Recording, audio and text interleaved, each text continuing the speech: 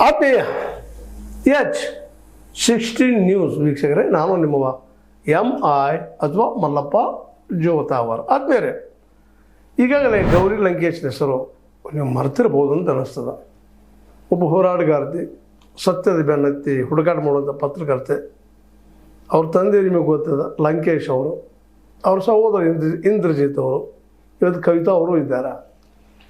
ಆದರೆ ಸ್ವಲ್ಪ ಸತ್ಯವನ್ನು ಹೆಚ್ಚು ಹೇಳೋದಕ್ಕಾಗಿಯೋ ಅಥವಾ ಧರ್ಮದ ಹೆಸರಿನಲ್ಲಿ ಅವ್ಯವಹಾರ ಮಾಡುವ, ರಾಜಕೀಯ ಮಾಡುವ ಜನರ ವಿರೋಧವಾಗಿ ತನ್ನ ಪೆನ್ನನ್ನು ಭಾಳಷ್ಟು ಬಲಿಷ್ಠವಾಗಿ ಬಳಸಿದ್ದರಿಂದಾಗಿ ಪಾಪ ಅವಳನ್ನು ಕೆಲವೊಂದಿಷ್ಟು ಪೂರ್ವಾಗ್ರಹ ಪೀಡಿತ, ಧರ್ಮ ಅದರ ಬಗ್ಗೆ ಅರ್ಥ ತಿಳಿದುಕೊಂಡಂಥ ಜನ, ಧರ್ಮ ಅಂದ್ರೆ ತಮ್ಮ ಮೂಗಿನ ನೀರಕ್ಕೆ ಅಥವಾ ತಮ್ಮ ಕಣ್ಣಿನ ನೀರಕ್ಕೆ ಯಾವ ಸತ್ಯವೋ ಅದ ಅನ್ನುವಂಥದ್ದನ್ನು ಅರ್ಧ ಸತ್ಯಗಳು ತಿಳ್ಕೊಂಡಂಥ ಜನ ಪಾಪ ಒಂದು ಮಾನವೀಯತೆಯನ್ನು ಮಾಡ್ತಾರೆ.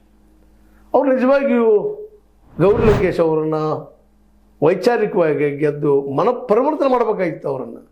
ಇಲ್ಲ, ತಾವಾದರೂ ಬದಲಾಗಬೇಕಾಗಿತ್ತು. ಆದರೆ ಆ ವ್ಯವಸ್ಥೆಯಲ್ಲಿ ಆಗ್ತಾ ಇಲ್ಲ. ದುರಂತದ್ದು. ಈ ಮೂಲಭೂತವಾದಿಗಳು ವಿಶೇಷವಾಗಿ ತಮ್ಮ ವಿಚಾರವನ್ನು ಒಪ್ಪದೇ ಹೋದಾಗ ಕೊಲೆ ಮಾಡೋದಕ್ಕೂ ಹೇಸುವುದಿಲ್ಲ ಅನ್ನೋದಕ್ಕೆ ನಮ್ಮ ಗೌರಿ ಲಂಕೇಶರ ಹತ್ಯೆನ ದೊಡ್ಡ ಸಾಕ್ಷಿ.